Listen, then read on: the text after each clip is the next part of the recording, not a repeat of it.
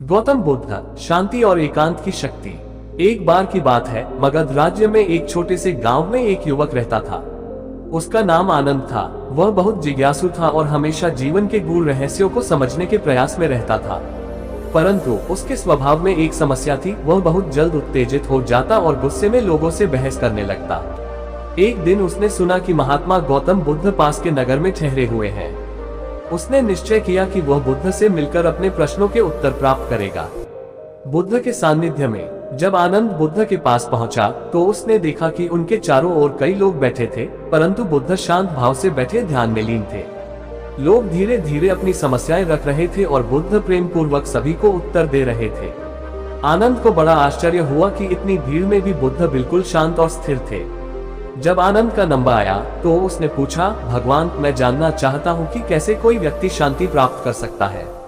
मैं हमेशा लोगों से झगड़ता रहता हूँ और मेरे मन में अशांति बनी रहती है। कृपया मुझे मार्गदर्शन दे। बुद्ध ने मुस्कुराकर उत्तर दिया, आनंद, क्या तुमने कभी नदी को देखा है? आनंद ने सिर हिलाया, हाँ भगवान, मैंने कई बार नदी देखी है। बुद्ध ने कहा, जब तुम नदी के किनारे खड़े होते हो और पानी में पत्थर फेंकते हो तो लहरें उठती हैं। यदि तुम और पत्थर फेंको तो पानी और भी अधिक अशांत हो जाता है, परंतु यदि तुम कुछ समय तक प्रतीक्षा करो और कोई पत्थर न फेंको तो पानी स्वाभाविक रूप से शांत हो जाता है। आनंद ध्यानपूर्वक सुन रहा था। बुद्ध ने आगे कहा, इसी प्रकार तुम्हारा मन भी एक जल की भांति है।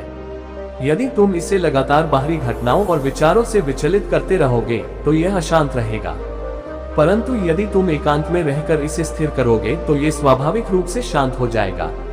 शांति की ओर पहला कदम। आनंद ने बुद्ध से पूछा, तो क्या मुझे समाज छोड़कर एकांत में चले जाना चाहिए? बुद्ध ने उत्तर दिया, नहीं आनंद, एकांत केवल भौतिक नहीं होता, यह मानसिक भी होता है। तुम्हें अपने भीतर शांति विकसित करनी होगी, चाहे तुम कहीं भी रहो। शांत व्यक्ति ही दूसरों को आकर्षित करता है, क्योंकि उसकी ऊर्जा शुद्ध और सकारात्मक होती है। यदि तुम शांत और संयमित रहोगे तो लोग स्वतः ही तुम्हारे पास आएंगे और तुम्हारी बातें सुनना चाहेंगे। आनंद को यह विचार बहुत पसंद आया। उसने बुद्ध से विनम्रता पूर्वक पूछा, भगवान, कृपया मुझे ऐसा अभ्यास बताइए जिससे मैं इस शांति को अपने जीवन में ला सकूं। बुद्ध ने उत्तर दिया, ध्यान का अभ्यास करो। प्रतिदिन कुछ समय मौन रहो और अपने विचारों को देखने का प्रयास करो। जब तुम्हारे मन में कोई नकारात्मक भावना आए तो उसे प्रतिक्रिया देने से पहले गहराई से समझने की कोशिश करो। धीरे धीरे तुम देखोगे कि तुम्हारा मन शांत होता जा रहा है। बुद्ध की शिक्षा का प्रभाव। आनंद ने बुद्ध की बातों को आत्मसात कर लिया। उसने ध्यान का अभ्यास प्रारंभ किया और धीरे धीरे उसके व्यवहार में परिवर्तन आने लगा। अब वह पहले की तरह आवेग में नहीं आता था, बल्कि धैर्यपूर्वक हर परिस्थिति को देखता और समझता था। कुछ महीनों बाद उसके गांव के लोग ये देखकर चकित रह गए कि आनंद अब क्रोधित नहीं होता, न ही किसी से व्यर्थ की बहस करता है। उसकी शांति और धैर्य को देखकर लोग स्वयं ही उसकी संगति में आकर बैठने लगे और जीवन के बारे में चर्चा करने लगे। आनंद को अब ये स्पष्ट हो गया था कि जब हम शांत और संयमित होते हैं तो लोग स्वयं ही हमारी ओर आकर्षित होते हैं। शांति केवल हमारे भीतर ही नहीं होती, बल्कि ये दूसरों को भी प्रभावित करती है। गौतम बुद्ध की यह शिक्षा आज भी उतनी ही प्रासंगिक है जितनी उनके समय में थी। यदि हम अपने जीवन में शांति और संयम बनाए रखें तो हम न केवल स्वयं सुखी रह सकते हैं, बल्कि अपने चारों ओर भी सकारात्मकता फैला सकते हैं। शांत और स्थिर मन ही जीवन की सच्ची समृद्धि है। प्राचीन भारत में एक नगर में एक प्रसिद्ध विद्वान रहता था। उसका नाम सुरेश था और वह शास्त्रों का महान ज्ञाता था। वह तर्क वितर्क में बहुत कुशल था और अपने ज्ञान पर उसे बहुत अभिमान था। उसने कई विद्वानों को अपने वाक्चातुर्य से पराजित किया था और इसी कारण वह स्वयं को सबसे श्रेष्ठ मानता था। विद्वान की जिज्ञासा। एक दिन उसने सुना कि महात्मा गौतम बुद्ध पास के गांव में ठहरे हुए हैं। लोगों के बीच उनकी ज्ञान की गहराई और शांति की बहुत चर्चा थी। सुरेश को विश्वास नहीं हुआ कि कोई उससे अधिक ज्ञानी हो सकता है। उसने निश्चय किया कि वह बुद्ध के पास जाएगा और उन्हें शास्त्रार्थ में पराजित करेगा। सुरेश बुद्ध के पास पहुंचा और अहंकारपूर्ण स्वर में बोला, हे तथागत, मैंने अनेक ग्रंथों का अध्ययन किया है और अनेक विद्वानों को पराजित किया है। मुझे देखना है कि क्या आपके पास ऐसा कोई ज्ञान है जो मेरे पास नहीं है। बुद्ध ने मुस्कुराते हुए कहा, आओ बैठो। ज्ञान केवल शास्त्रों में नहीं होता, अनुभव में भी होता है। अभिमान का परीक्षण। बुद्ध ने सुरेश से पूछा, यदि कोई खाली पात्र हो और उसमें पहले से ही कुछ भर दिया जाए तो क्या वह और अधिक ग्रहण कर सकता है? सुरेश ने उत्तर दिया, नहीं, यदि पात्र पहले से भरा हो तो उसमें नया कुछ नहीं डाला जा सकता। बुद्ध ने उत्तर दिया, तुम्हारा मन भी उस भरे पात्र की तरह है। जब तक तुम अपने ज्ञान के अहंकार से भरे हो तब तक नया ज्ञान कैसे प्राप्त कर सकते हो? सुरेश को ये सुनकर क्रोध आ गया। उसने कहा, मैं कोई साधारण व्यक्ति नहीं हूँ, मेरे पास अपार ज्ञान है और मुझे किसी और से सीखने की आवश्यकता नहीं। बुद्ध ने शांत भाव से कहा, यदि कोई व्यक्ति यह मान ले कि वह सब कुछ जानता है तो वह सीखना बंद कर देता है, लेकिन सच्चा ज्ञानी वही होता है जो ये स्वीकार करता है कि उसे अभी बहुत कुछ सीखना बाकी है। विनम्रता का पाठ। बुद्ध ने एक छोटा सा उदाहरण दिया। उन्होंने पास में रखी मिट्टी की एक कटोरी उठाई और उसमें जल भर दिया। फिर उन्होंने कटोरी को धीरे धीरे झुकाया जिससे पानी बाहर गिरने लगा। उन्होंने कहा, यदि तुम इस कटोरी की तरह अपने अहंकार को बाहर निकाल दो तो तुम्हारे भीतर नया ज्ञान समा सकता है, लेकिन यदि तुम इसे पूरी तरह भरा रखोगे तो कोई भी नया ज्ञान इसमें प्रवेश नहीं कर सकेगा। सुरेश ये सुनकर निरुत्तर हो गया। उसने पहली बार अनुभव किया कि वह अब तक अपने अहंकार में अंधा बना हुआ था। उसने बुद्ध के चरणों में सिर झुका दिया और कहा, भगवान, आपने मेरी आंखें खोल दी। अब मैं समझ गया हूँ कि सच्चा ज्ञान विनम्रता से प्राप्त होता है, न कि अहंकार से। सुरेश का आत्मा परिवर्तन। सुरेश ने बुद्ध के उपदेशों को गंभीरता से लिया। उसने अपने भीतर झांककर देखा और महसूस किया कि उसने जीवन भर केवल बाहरी ज्ञान अर्जित किया था, लेकिन आत्मज्ञान से वंचित था। उसने बुद्ध से निवेदन किया कि वह उनके शिष्य बनना चाहता है। बुद्ध ने कहा, यदि तुम वास्तव में सीखना चाहते हो तो सबसे पहले अपने भीतर की जड़ता को दूर करो। हर चीज को नए दृष्टिकोण से देखो, जैसे कोई बच्चा पहली बार कुछ देखता है। इसके बाद सुरेश ने कुछ समय बुद्ध के संग में बिताया। उसने ध्यान का अभ्यास किया, अपनी अहंकारपूर्ण प्रवृत्ति को नियंत्रित किया और विनम्रता के मार्ग को अपनाया। धीरे धीरे उसने जाना कि सच्चा ज्ञान केवल पुस्तकों में नहीं बल्कि अनुभव, करुणा और विनम्रता में भी होता है। गांव में वापसी। कुछ वर्षों बाद सुरेश अपने गांव वापस लौटा।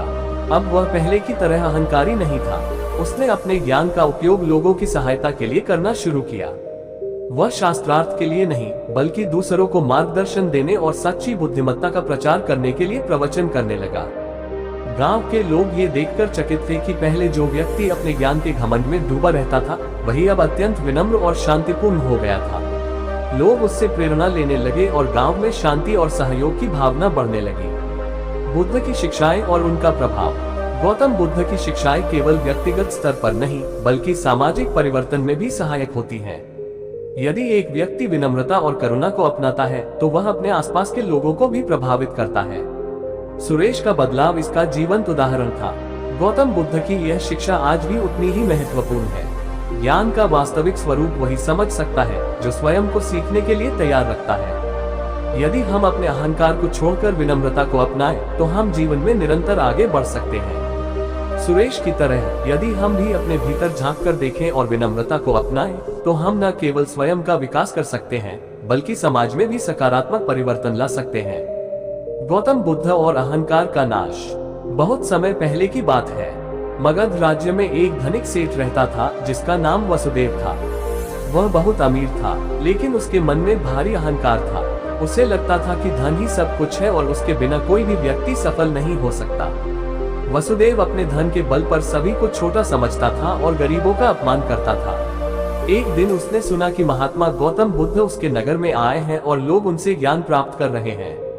वसुदेव ने सोचा कि वह भी बुद्ध से मिलने जाएगा और देखेगा कि एक साधु में ऐसा क्या खास है जो लोग उनकी इतनी प्रशंसा कर रहे हैं। बुद्ध से मुलाकात। वसुदेव सुंदर वस्त्र पहनकर स्वर्ण आभूषणों से सजे हुए अपने दास दासियों के साथ बुद्ध के पास पहुंचा। वहां कई लोग बैठे हुए थे, लेकिन वसुदेव अपने धन के कारण स्वयं को सबसे श्रेष्ठ समझ रहा था। उसने बुद्ध से कहा, हे तथागत, मैंने सुना है कि आप महान ज्ञानी हैं, लेकिन मुझे नहीं लगता कि कोई निर्धन व्यक्ति कभी सच में सुखी हो सकता है। धन ही सबसे बड़ा सुख है, यही संसार का नियम है। बुद्ध मुस्कुराए और बोले, वसुदेव, यदि तुम सच में यह मानते हो तो क्या तुम हमें धन देकर सुख खरीद सकते हो? वसुदेव ने उत्तर दिया, हाँ, मैं अपने धन से सब कुछ खरीद सकता हूँ। बुद्ध ने फिर पूछा, क्या तुम अपने धन से मृत्यु को टाल सकते हो? वसुदेव निरुत्तर हो गया। सच्चे सुख का रहस्य। बुद्ध ने आगे कहा, सच्चा सुख बाहर की वस्तुओं में नहीं बल्कि भीतर की शांति में है। यदि धन ही सुख का स्रोत होता तो राजा महाराजा कभी दुखी नहीं होते। लेकिन तुम देख सकते हो कि कितने ही धनवान लोग भी चिंता और असंतोष में जीते हैं। यदि तुम अपने मन को शांत कर सको तो वही सबसे बड़ा धन है। वसुदेव ये सुनकर चकित रह गया। उसने पहली बार अपने जीवन में ये सोचा कि वह कितना भी धन इकट्ठा कर ले, लेकिन यदि उसका मन अशांत है तो वह कभी सुखी नहीं रह सकता। अहंकार का नाश। बुद्ध ने उसे एक कथा सुनाई। एक समय एक व्यक्ति के पास अपार धन संपत्ति थी, लेकिन जब मृत्यु का समय आया तो वह उसे लेकर नहीं जा सका। उसके अपने परिवारजन भी उसे छोड़कर चले गए। अंत में केवल उसके कर्म ही उसके साथ रहे। यदि तुम अहंकार छोड़कर दूसरों की सेवा करोगे तो वही सबसे बड़ा सुख होगा। वसुदेव को अपनी भूल का एहसास हुआ।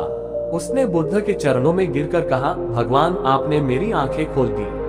अब मैं समझ गया हूँ कि सच्चा सुख सेवा और शांति में है, न कि केवल धन में। उस दिन के बाद वसुदेव ने अपना अहंकार त्याग दिया और जरूरतमंदों की सहायता करने लगा।